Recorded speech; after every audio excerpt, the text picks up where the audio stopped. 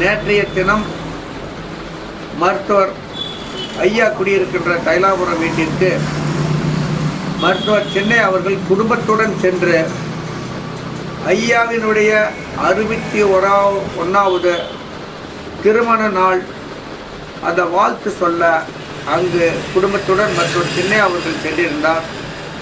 அப்போது ஐயா அவர்களும் மருத்துவர் சென்னை அவர்களும் ஒருவரை ஒருவர் கட்டி தழுவி கண்ணீர் விட்டு மருத்துவர் ஐயா அவர்கள் அழுதார்.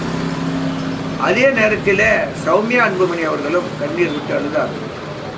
இந்த செய்தி பாட்டாளி மக்கள் கட்சியினர் மட்டுமல்லாமல் ஒட்டுமொத்த வன்னியர் சமுதாயத்திற்குமே நேற்று ஒரு இனிப்பான செய்தியாக இருந்தது.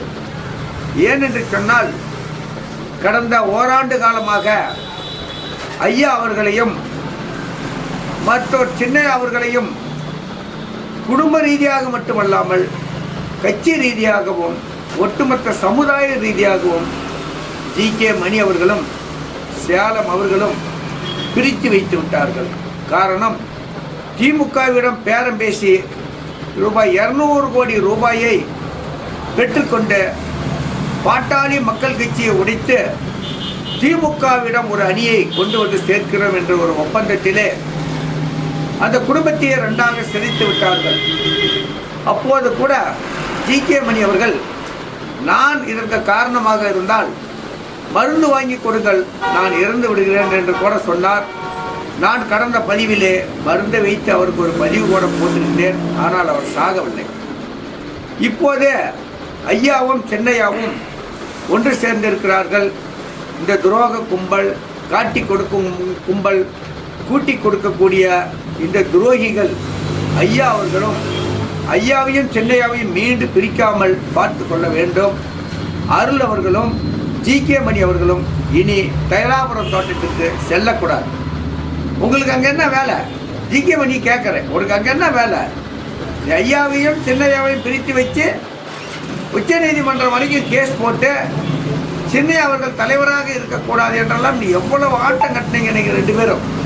அதையும் மீறி இன்னைக்கு கட்சி வந்து மருத்துவர் சென்னை அவர்களிடம் இருக்கின்றது. இன்னைக்கு 4 சட்டமன்ற உறுப்பினர்களை வைத்திருக்கின்றார். இன்னைக்கு தமிழ்நாட்டிலே மிகப்பெரிய சக்தியாக மருத்துவர் சென்னை அவர்கள் இருக்கின்றார்கள். ஆகவே அன்புமணி அவர்கள் இன்னைக்கு தலைமை ஏற்றிருக்கக்கூடிய இந்த பாட்டாளி மக்கள் கட்சியிலே நீங்கள் பிரிந்து சென்றவர்கள் ஓரிருவர்கள் என்றாலும் மருத்துவர் சென்னை அவர்களை சந்தித்து நீங்கள் உங்களை இணைத்துக் கொள்ளுங்கள். அருள் அவர்களும் ஜி.கே. மணி அவர்களும் தைலாபுரம் தோட்டத்திற்கே நீ செல்லக்கூடாது. நீங்கள் இன்னும் ஐயாவுக்கு என்னென்ன பண்ணி வச்சிருக்கிறீங்களோ என்னன்னு கண்டோம். அவர் அழுதார் இல்லை?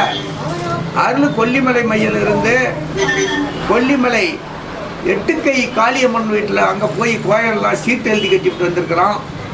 அதையெல்லாம் மேச்சேரி பத்திரகாளி அம்மாளை வச்சு தான் அதெல்லாம் நீக்க முடிந்தது. மேச்சேரி பத்திரகாளிக்கு அங்கே வேண்டுதல் வச்சிருக்குது, கருப்பு கடாய் வெட்டி பூஜை செய்கிறோம்னு.